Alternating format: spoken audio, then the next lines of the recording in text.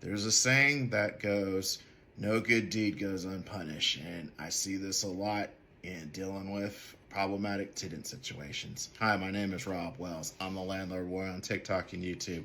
Please feel free to like, share, subscribe to our videos. Now, ran into a situation where that saying, no good deed goes unpunished, becomes true. Okay, and it starts out with this. Landlord, wanted to rent out a piece of property here.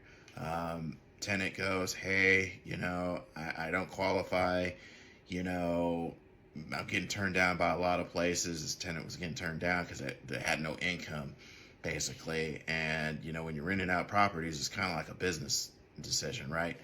Easy to get it, and it's like getting married. It's easy to get married, right? And do all the stuff, right? It's really hard to get divorced, okay? And that's kind of the same thing goes in eviction court, okay? Although you don't have to wait, usually on average, 6 months to get divorced or get an eviction done in most places in California. But, in your metros like LA, that type of deal, that might be the case here. So, okay, I'll get off my rant. Anyway, this landlord, took a chance on the tenant. Tenant didn't really qualify income-wise, that type of deal.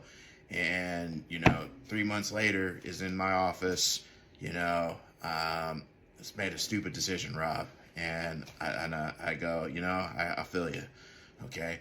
Because you wanted to give someone a shot, but it just didn't work out. The numbers would never have worked out. We're in court for non-payment of rent, and this landlord's telling me this, we're basically like 3 months in to the deal, basically. So, and, just a lot of drama from the tenant, that type of deal, and the landlord is just done. So, sometimes, I was just telling this landlord, when you want to help someone out like that, it might be better to help them out from a distance, that type of deal. I've had it in my head a couple of times, in my own practice, and just doing this, for however long, sometimes it might just be worth, hey, I can't rent this property out to you, but I can help you out in another way, basically.